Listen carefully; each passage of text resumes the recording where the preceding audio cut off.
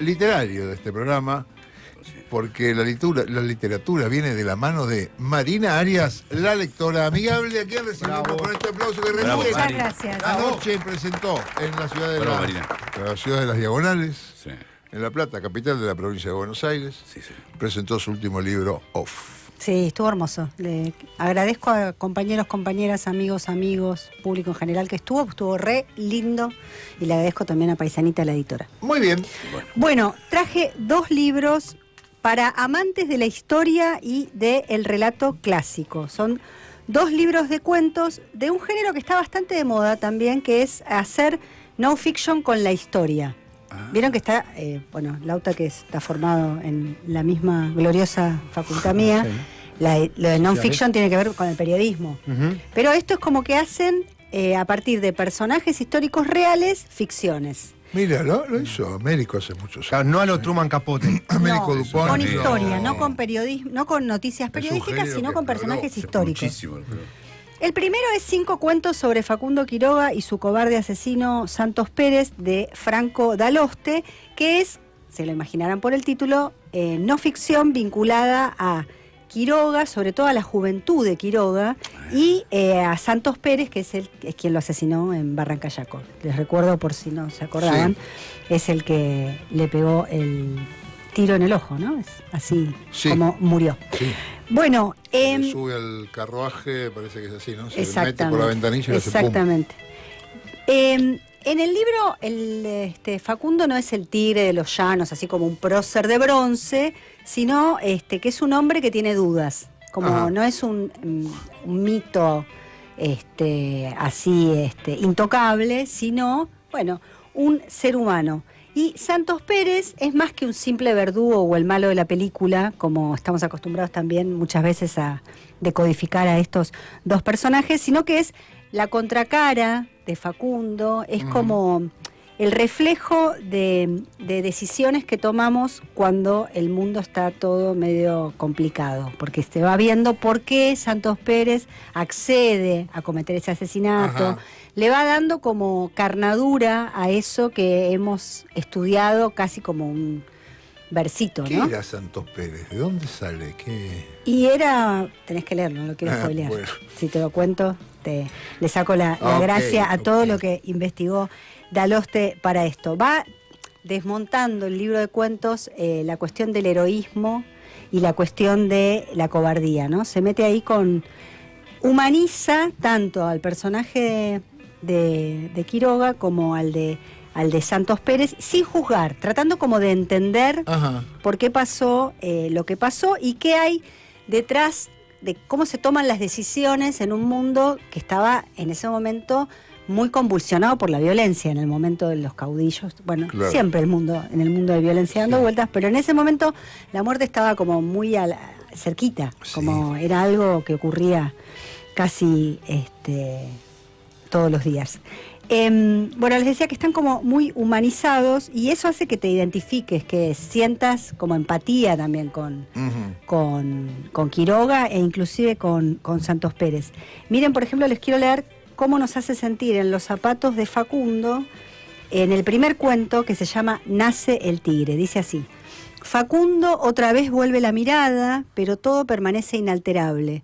No hay nadie más que él en ese desierto. Van a venir, se repite, y piensa en los llanos, en la siesta bajo la parra y la sombra de su padre que lo despierta. Las alpargatas ya están rotas, los dedos ampollados asoman entre los agujeros. La carne se aplasta y el polvo le embarra la sangre. Trata de pensar solo en avanzar, poner un pie delante del otro. No hay otra manera de atravesar el desierto más que atravesarlo, se dice, y piensa vagamente en Moisés y el Éxodo, en los ídolos y los mandamientos tallados en una piedra. El recado se le empieza a resbalar, como si a cada paso pesara más y más. Intenta ignorarlo y se centra en su respiración, el aire seco que entra, que se esparce por los pulmones forzando las costillas maltrechas y luego sale secándole la boca. Además, toma el punto de vista de Facundo, ¿no? Sí. Se dan cuenta, está sentado en el hombro de Facundo Quiroga. Por eso podemos saber lo que siente corporalmente, todo lo que le está pasando en esto que uno puede pensar, bueno, los héroes no tienen, claro. no le duelen los pies. Sí, Bueno, sí, sí que le duelen.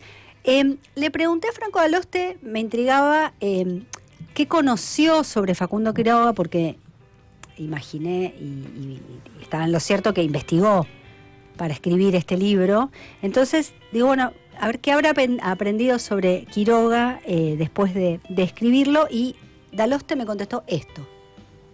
¿Qué aprendí sobre Quiroga mientras escribía el libro? Yo creo que una de las primeras cosas que me di cuenta mientras escribía el libro justamente es cuán distanciada está esta figura de Quiroga, esta figura literaria, histórica que tenemos, de la persona, ¿no? Y qué inhallable que es esa persona. Entonces, quizás aprender de Facundo Quiroga sería algo más bien difícil, por lo menos en el abordaje que hice, que fue más literario, pero sí aprendí mucho sobre cómo se lo abordó, cómo se lo retrató, cómo se usó la narrativa de su biografía, la narrativa de su vida, de sus luchas, de su vida básicamente, para internalizar o para desarrollar un debate que hoy en día todavía nos atraviesa, ¿no? Es interesante lo que dice Daloste en el audio, porque de fondo está otra vez lo de civilización y barbarie, ¿no? Sí. Lo que cuando lo pensás leyendo el libro y escuchándolo a él es que Quiroga en realidad es el Quiroga histórico y también el Quiroga literario que construyó mucha de nuestra, bueno, empezando por Sarmiento, pero también en muchos otros textos literarios hay ya una construcción de un personaje, ¿no? Siempre para estar como, o muchas veces para volver a hablar de esta tensión entre la civilización y la barbarie, y bueno, de qué lado están los buenos, por decirlo de alguna manera rápida. Quizás el caudillo más icónico es él, ¿no? Sí. O hay otro, ¿no? No, de el esas más, después. El que es el caudillo es Quiroga, Sobre todo, ¿no? De esa primera generación. Claro. Y además de esa primera oleada, lo voy a decir así, de caudillos. Después está Chacho Peñalosa, pero claro, la segunda oleada. Pero no importa, más allá de la realidad histórica, el construido, lo que vos decís, el construido por la literatura y por los historiadores y por la política. Es Quiroga. El caudillo es Quiroga. Exactamente, ahí está como el mito del caudillo. Claro. Más allá del personaje histórico, claro. Y ni que hablar de esto que hace Daloste, que es dar cuenta de la persona, ¿no? Él trata como de humanizar, no quedarse ni con la creación literaria, ni con el prócer histórico, sino, bueno, pensar un poco en torno a las decisiones, las dudas, las cosas que le cruzaron por la cabeza desde esos primeros años de formación hasta efectivamente su asesinato en Barranca Yaco. Bueno, el otro libro de cuentos que traje se llama Cuentos de la Historia para Siempre y es de Alejo Smirnov. Sí. Es chiquito el libro, ven que es finito, pero son 16 relatos, o sea, son breves. En los relatos se recorren diferentes épocas, muchas épocas y muchas culturas distintas, y aparecen personajes históricos y sucesos que a todos nos resuenan en la cabeza. Ahora van a ver cuando les diga cuáles. Aparece el Barón Rojo, el Dalai Lama, Juana de Arco, el Caballo de Troya, aparece Iván el Terrible, aparecen Pizarro y Balboa, los conquistadores de América, aparece Julio César, aparece Cleopatra, aparece Juana de Arco y aparece Boudica, que no sé no saben quién es, pero van a saber quién es, o por lo menos los más jóvenes. Es la pelirroja en la que se inspiró el personaje Valiente de Disney. ¿No viste? Vos sos más grande. Hay una película que se llama Valiente, que tiene una pelirroja que se llama Mérida, de Rulos, vi la imagen. Que la madre se transforma en oso, les digo para que ubiquen por ahí la película. Bueno, está basada esa película en este personaje histórico que se llama Boudica y que tiene que ver con luchas independentistas y con esas Seguramente cuestiones. El personaje real es más sangriento y más sanguinario que el de Disney. Y sí, totalmente. Está como muy matizado, pero además hay toda una cuestión de una mirada desde los feminismos, en ese momento en que Disney toma ese personaje. Yo les decía que es ficción sobre personajes históricos universales y hace en un punto lo mismo de Daloste con Quiroga porque los humaniza, ¿no? Sí. Y nos los acerca y nos hace como empatizar y nos hace preguntarnos sobre cosas que nos pasan a nosotros también, ¿no? Los relatos van desde la antigüedad hasta el siglo XX y mezclan el pasado con un futuro. Hace una cosa todavía más delirante o más loca Smirnoff. Por ejemplo, se reedita la cuestión de la Inquisición y la quema de brujas, Sí. en la actualidad vinculada a las cancelaciones y esas cuestiones, ¿no?